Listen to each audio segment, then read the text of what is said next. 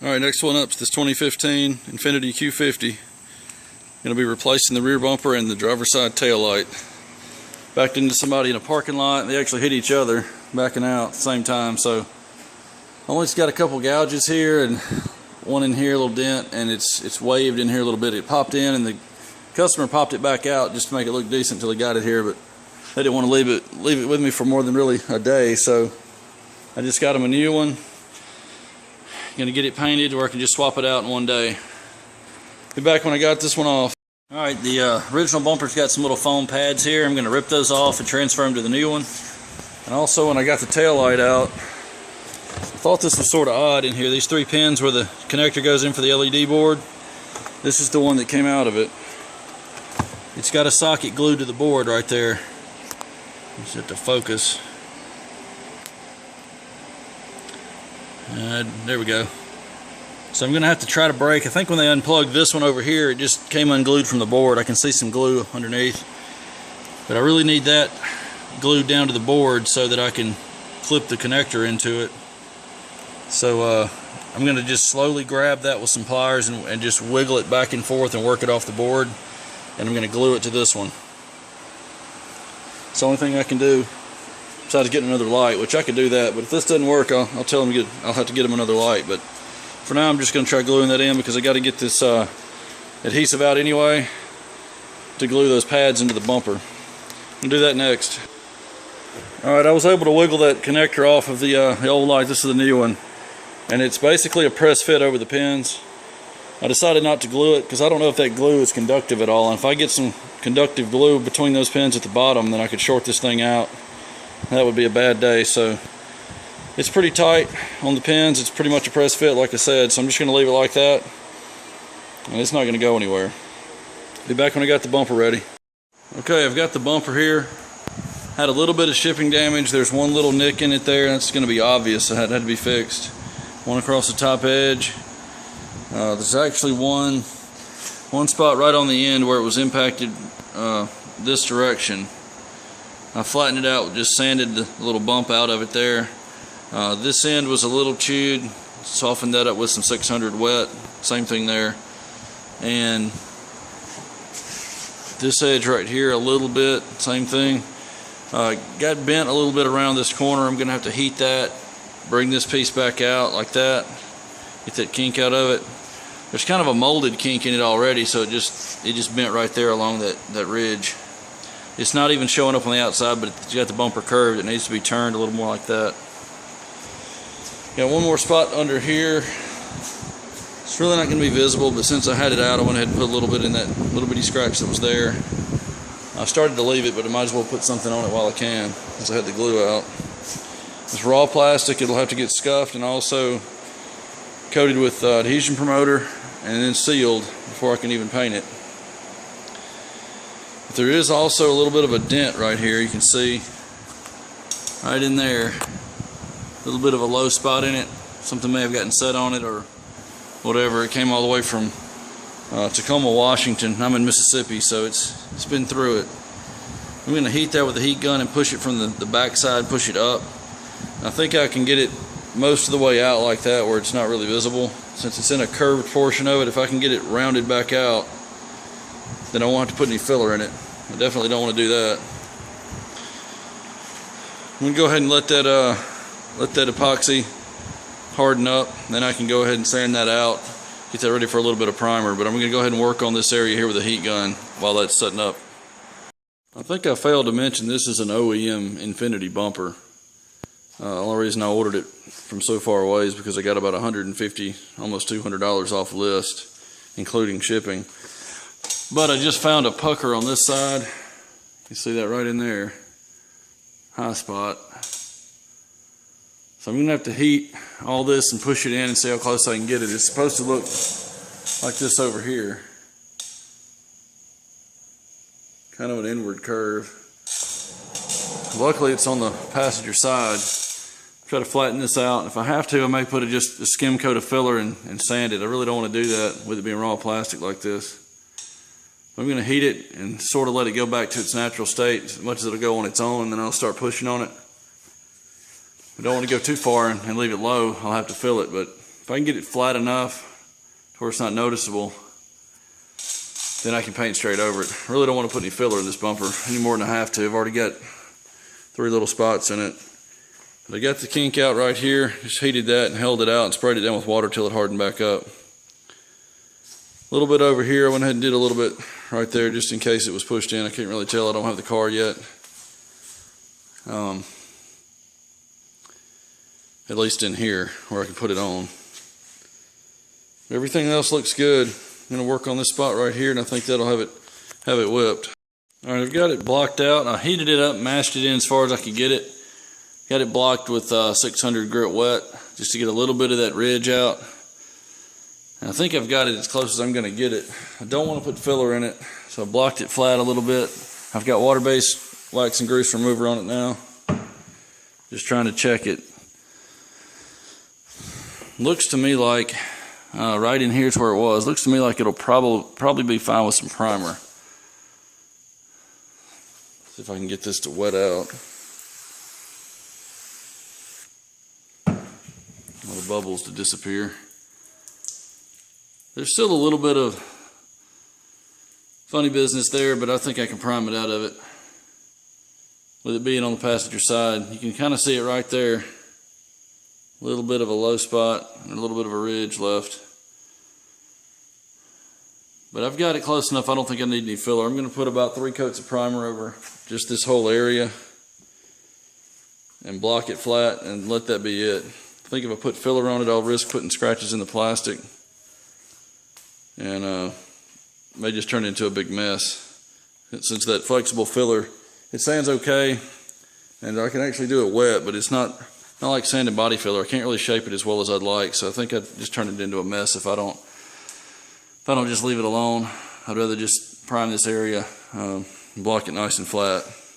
Alright, I've got these spots blocked out. You can see where that nick was. I got a little bit extra, just paper thin over it. Spot there. And I've got this area over here that was blocked out. Got all this area coated with adhesion promoter.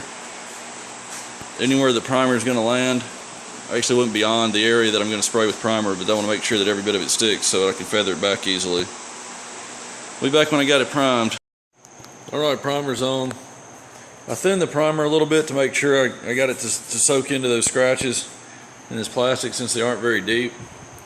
So this has got, I think right in here I only got last coat on, so that was the 4th coat right in the center, but it's got one coat in the whole area here, and then 2nd coat from about right here to about right here. Then the 3rd coat was just through the center all the way, and then the 4th coat was just right over the damage.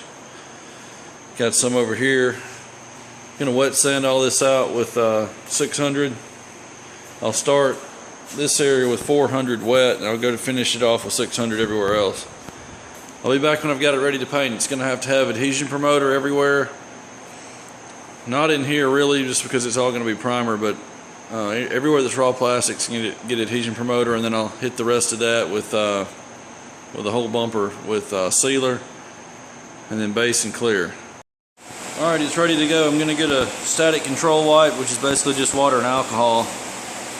I've already wiped it down with wax and grease remover, just a water base. I don't want to put any solvents on this raw plastic. I'm going to go get that wipe and wipe it down to kill the static.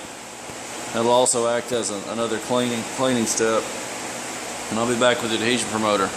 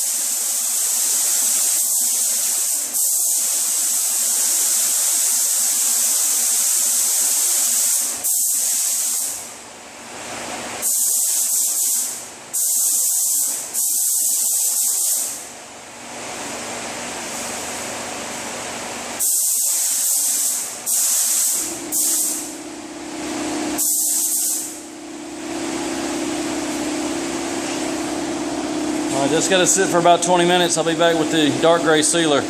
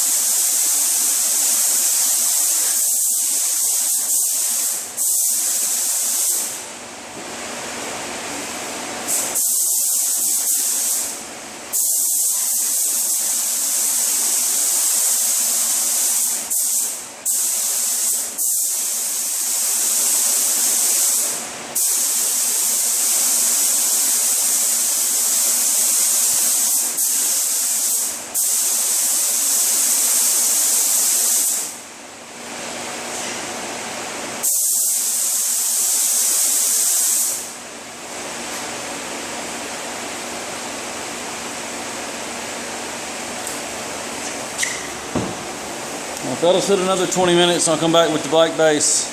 Alright, it's time for the first coat of base.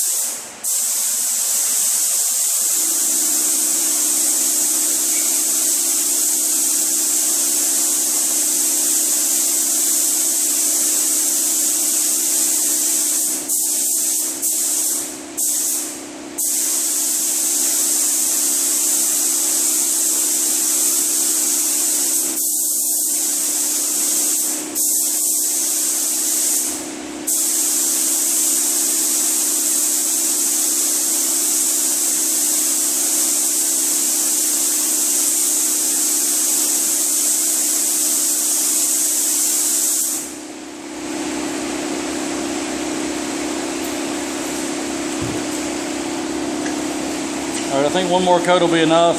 I'll be back when I'm ready for the clear. Okay, time for clear. It's going to get 2 coats of chroma clear.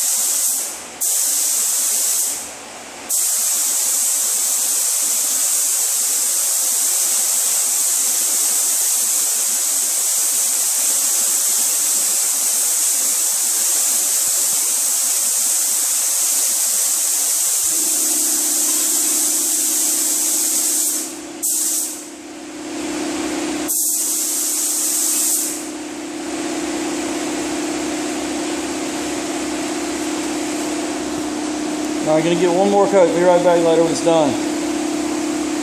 Alright, quick walk around. Gonna have to denib a little bit. You got a couple small fish eyes I'm gonna have to just touch up and just cut it out of there with the Kovacs block. I'm gonna let it set up a couple days before I do that. That way I know it's nice and dry. I don't have any problem polishing it. I want to make sure this black is nice and hard when I go to buff it. I'm only going to do all that along the top. I'm not going to worry about from about here down, because I can't even see it once it's on the car. Be back when I've got it on.